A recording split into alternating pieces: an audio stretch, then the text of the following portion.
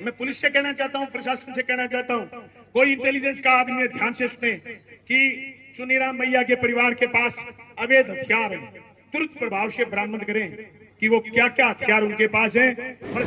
दोस्तों, मैं तो कहना चाहता हूं कि ये जो लगातार हमारे साथी तन मन धन से मदद करते हैं, आज से नहीं, मैंने पहला चुनाव 2005 में लड़ा था जिला परिषद का, उससे पहले हमने 2001 में पहला जलसा मूर्ति चौक पर गवर्नमेंट कॉलेज की मांग को लेकर के कराया सफाई के बैनर पर। उससे लेकर के आज तक लगातार संघर्षों में इस तहसील ने तन मन धन से मदद करी है।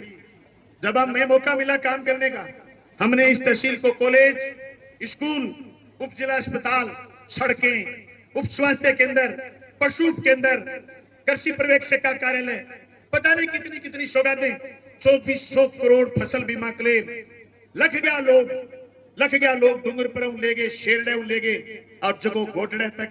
हनुमानगढ़ जिले में हमारे कार्यकाल में 4000 करोड़ रुपया बीमा क्लेम आयो। आज यही तहसील में 28 करोड़ रुपया बीमा क्लेम आवे और जिले में 108 करोड़ रुपया बीमा क्लेम आवे और मौजूदा विधायक पोस्ट गे रहे के बादरा तहसील के किसानों ने बधाई 28 करोड़ आए हुए। 28 करोड़ हमारी 2 पंचायत में जनतो 28 करोड़ रुपया उधार रह जाता, जब बारी बारी लोग शिकायत करके या कोई कागज की कमी या कोई टेक्निकल फॉल्ट हो तो इसका 28 करोड़ पेंडिंग रह जाता। लोगों के हजारों करोड़ रुपए बीमा क्लेम आया, उसकी दुर्गति करने वाले ये लोग हैं। ये लोग बकवास करते थे। मैं जो शब्द साथी बलवान ने इस्तेमाल करा वो नहीं करना चाहूंगा और साथी बलवान को भी कहना चाहूंगा कि बलवान बहुत बड़ी जिम्मेदारी हमारे कंधों पर, हमें कुछ चीजों का ध्यान करना चाहिए। आप ऐसे खुले कैसे कह सकते हो कि कहीं बोल कैसे रहते हैं, आवाज कैसे निकलती है, ऐसी बातें करने की जरूरत नहीं है। तहसील हर चीज समझती है कि जो लोग बखावे में आकर के इनके आगे कुछ बोल गए और ये उनको हवा देते थे। लेकिन मुझे याद है यही सभा थी 2017 में, यही सभा में मैं जैसे नीचे बैठा हूं, कोई माइक पकड़ करके बाबूजी के लिए गलत शब्द इस्तेमाल करा, मैंने उसको पार्टी से बाहर निकाला।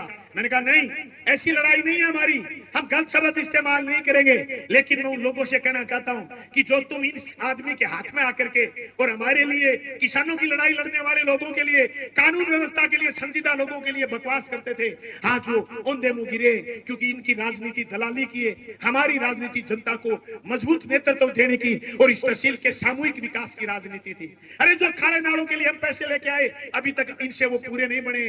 जो बजट हम लेकर के आए वो पूरा भी नहीं लगा है। मैं खुले मन से आपके बीच 2 साल 5 महीने 13 दिन के बाद बोल रहा हूं कि जल जीवन मिशन में इस आदमी से एक फुट्टी कोड़ी स्वीकृत नहीं हुई। मौजूदा विधायक जल जीवन मिशन में 5 रुपए स्वीकृत नहीं करा पाया। ऐसा निकम्मा जनप्रतिनिधि भादरा तहसील ने चुना है। आज उसी का हम दंड भुगत रहे हैं कि एक 12 साल का मासूम हमारे हाथ से चला गया और हम निरुत्तर हैं। छोटी बात नहीं है। साथी श्रवण और साथी बाना, चेतन बाना, महबूब, भगतराम, सबने कहा कि नेठाना की बेइज्जती है। नहीं, अकेले नेठाना की बेइज्जती नहीं है। हम जहां भी जाते हैं, जहां भी बैठते हैं, वही लोग एक ही बात पूछते हैं, आपके अभिषेक शर्मा का क्या है? ये बेइज्जती अकेले नेठाना की नहीं, इस तहसील की बेइज्जती है, यहाँ के नेतृत्व की बेइज्जती है, यहाँ के अगुवा लोगों की, हम सब लोगों की बेइज्जती है। ये बेइज्जती भजनलाल सरकार की है। पर मैं भजनलाल की क्या बात बताऊं आपको, आप यकीन नहीं करोगे। ऐसा चूरमे का दुश्मन, ऐसा खीर का दुश्मन मुख्यमंत्री, जिसको खाने के अलावा दूसरी कोई चीज से लेना देना ही नहीं, पता ही नहीं, वो अभी समझ ही नहीं पाए कि आप सीएम हो, आपके पास राजस्थान है, आपके पास महाराणा प्रताप की धरती का नेतृत्व है। वो समझ ही नहीं पाए कि यहाँ आपके यहाँ हड़ होती है, मारवाड़ है, डुंडाड़ है, आपके यहाँ पता नहीं कौन सी भाषा और कौन से लोग देवताओं का स्थान है। आपके यहाँ इंदिरा गांधी नहर है, आपके यहाँ मरुस्थल है, आपके यहाँ पूरा का पूरा खदानों का क्षेत्र है। वो समझ ही नहीं पाए कि तुम कितने ताकतवर मुख्यमंत्री हो। वो भी कुछ नहीं कर पा रहे हैं, उनके कुछ बस की बात नहीं है।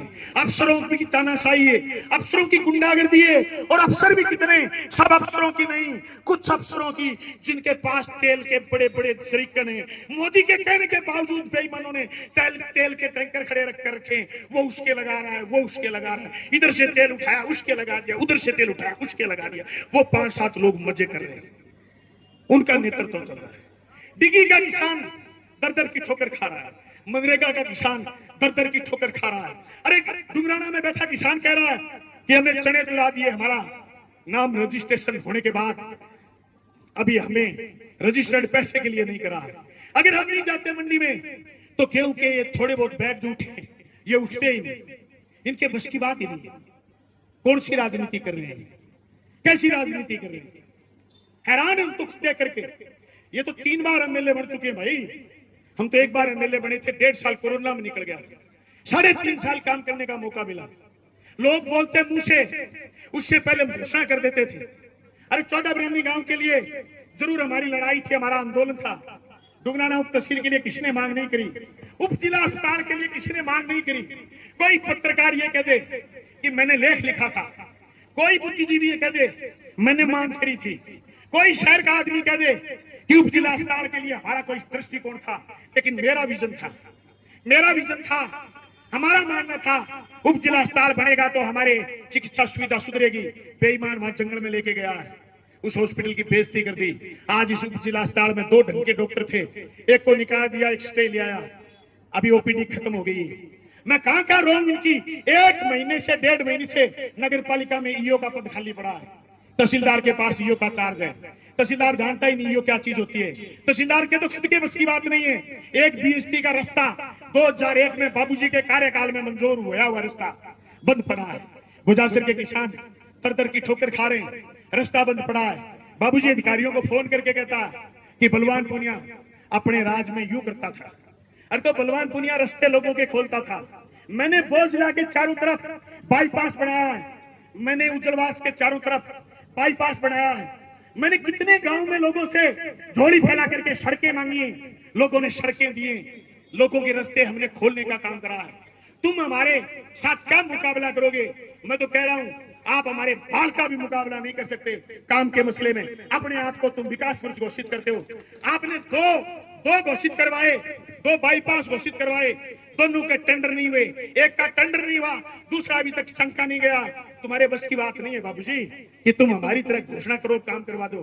100 करोड़ रुपए मैंने स्वीकृत कराए नहर के लिए। अरे तुम आते तो तुम पूछते सरकार से कि नहर की व्यवस्था करिए, नहर लाके दीजिए, 100 करोड़ की घोषणा करी।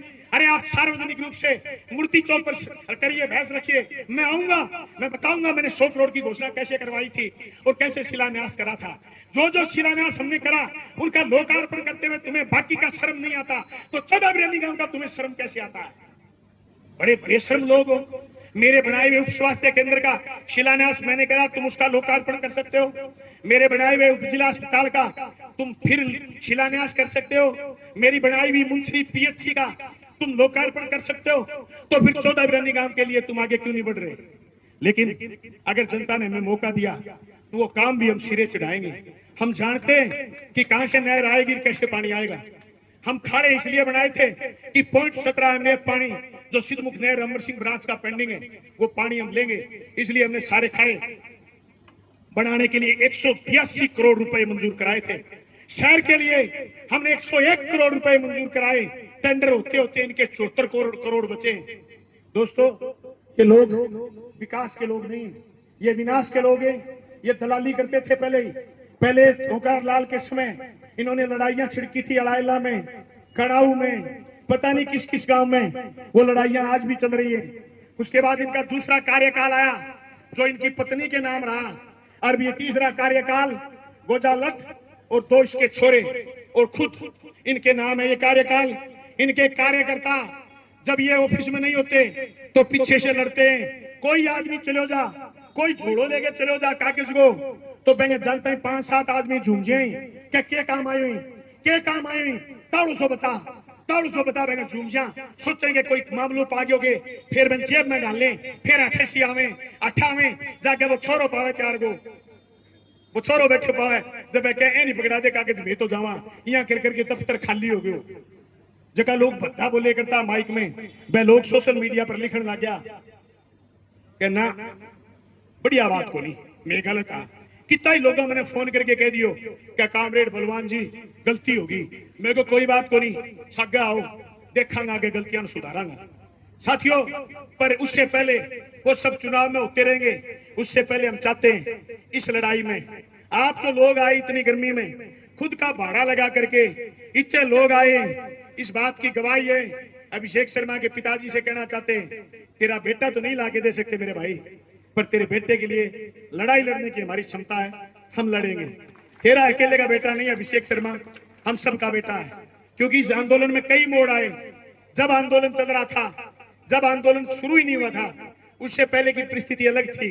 फिर आंदोलन शुरू हुआ, उसके बाद अलग परिस्थिति हुई, लेकिन आज परिस्थिति बिल्कुल अलग है। आज हजारों कार्यकर्ता अभिषेक शर्मा के न्याय के लिए, मनरेगा के लिए, नहरों के पानी के लिए और रजत शर्मा के न्याय के लिए भादरा के एसडीएम कार्यालय पर आए, लाल झंडे के कार्यक्रम की घोषणा पर आए।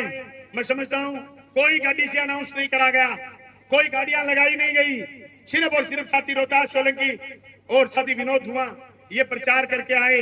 लीलू जी, बशीर, ये चारों साथी प्रचार करके आए, मीटिंगें करके आए। आपने गांव-गांव में प्रचार करा, हमने सोशल मीडिया से प्रचार करा, आपसे आने का आह्वान करा, आप भारी संख्या में आए। मैं समझता हूं हम सबकी नैतिक जिम्मेदारी है, हम सबकी नैतिक जिम्मेदारी है कि हम चीजों को लेकर के लड़ें।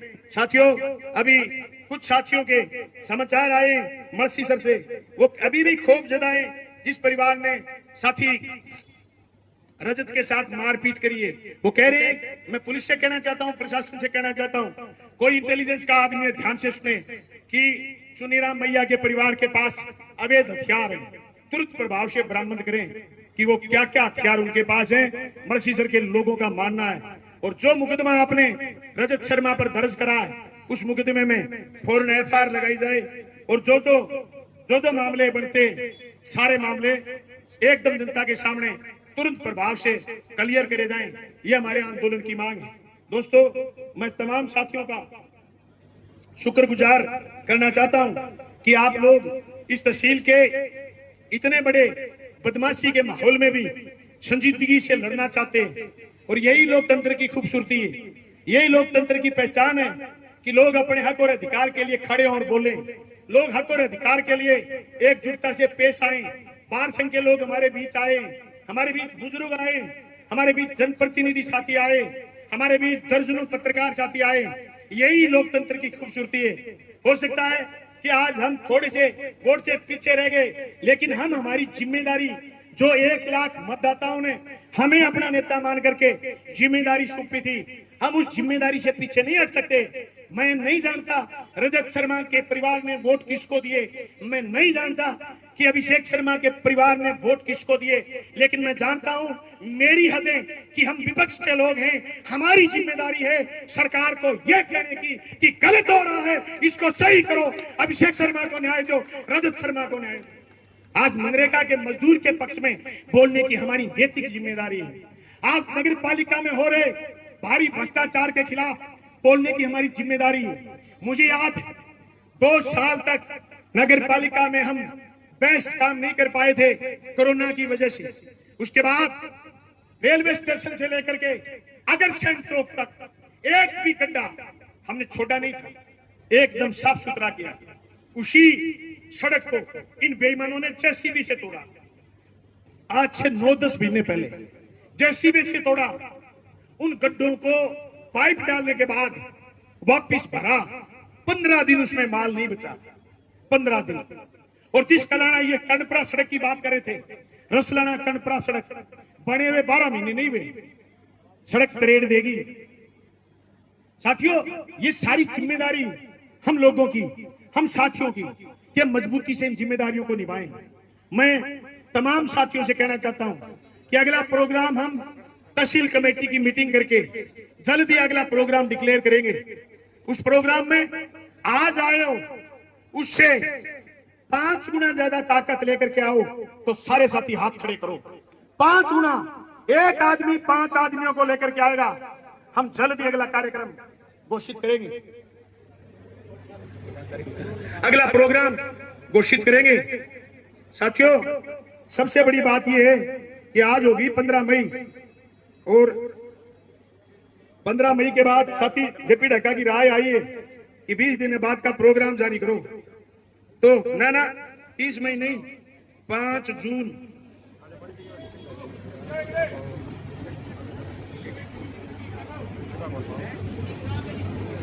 हाँ चलो।